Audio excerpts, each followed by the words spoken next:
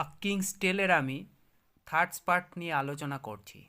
দেখো, this is the Excalibur, Merlin said. মানে Merlin বলল এটা Excalibur, only an honest and fearless knight who protect the common people can possess this sword. কেবলমাত্র একজন নির্ভীক ও সৎ নাইট, যে সাধারণত মানুষের রক্ষাকর্তা, এই তরবারিটা ধারণ করতে পারে। King Arthur accepted the enchanted sword from the mysterious hand appearing from the depth of the lake. মানে রাজা আর্থার জলাশয়ের জলের গভীরতা থেকে উঠে আসা রহস্যজনক হাত থেকে জাদু তরবারিটা গ্রহণ করলেন। I shall never use this magic sword for any personal benefit, King Arthur declared.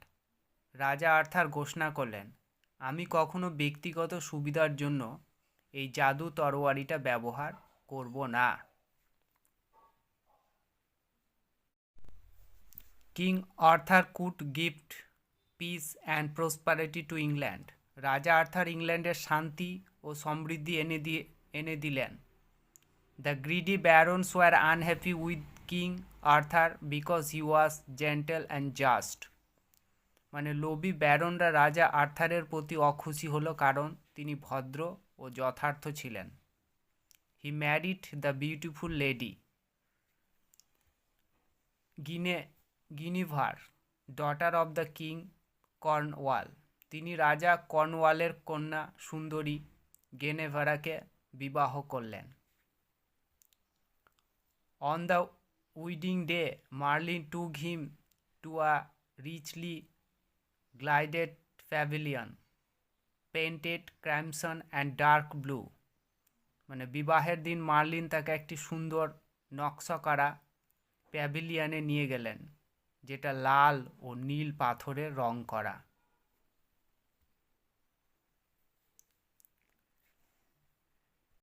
The floor ওয়াজ মার্বেলড, মানে মেঝে মার্বেলের করা হয়েছিল। In the middle of the room was a huge round oak table richly carved capable of seating 50 people। আর ঘরের মাঝখানে ছিল একটা বিশাল গোলাকার ওক টেবিল, মানে জমকালোভাবে খোদাই করা, 50 জন লোক বসতে সক্ষম। This was the famous round table around which gathered king Arthur's devoted knights. এটা ছিল বিখ্যাত গোল টেবিল যার চারপাশে কিং আর্থারের একনিষ্ঠ নাইটরা একত্রিত হতেন। This knights promised that they would help the helpless, be gentle to the weak and to punish the wicked. এই নাইটরা প্রতিশ্রুতি দিয়েছিল যে তারা অসহায়দের সহায়তা করবে, দুর্বলদের প্রতি নম্র আচরণ করবে এবং দুষ্টুদের শাস্তি দেবে।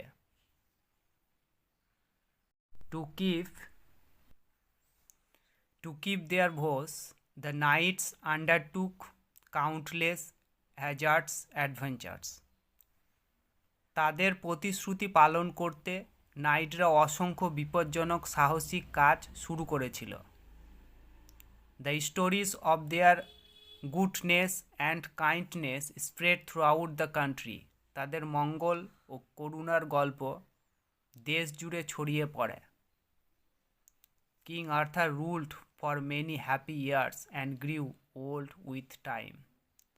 রাজা আর্থার অনেক সুখী বছর শাসন করেছিলেন এবং সময়ের সাথে সাথে বৃদ্ধ হন।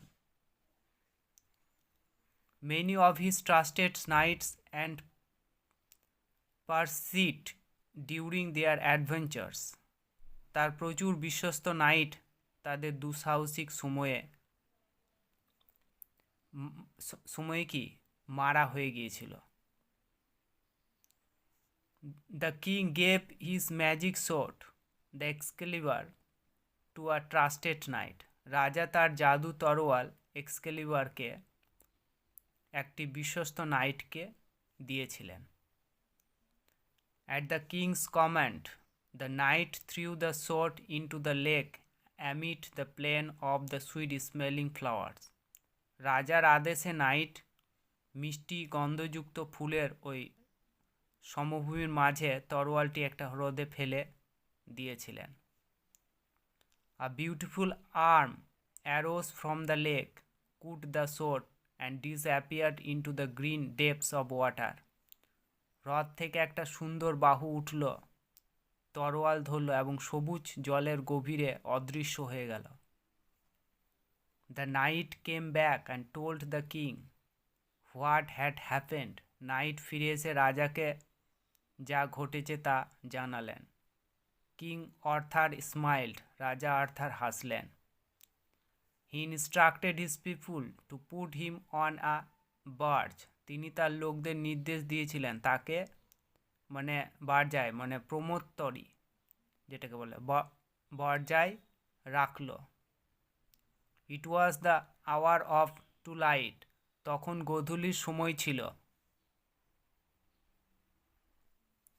With tearful eyes everyone bade goodbye to the old king as the barge sailed with him towards the setting sun.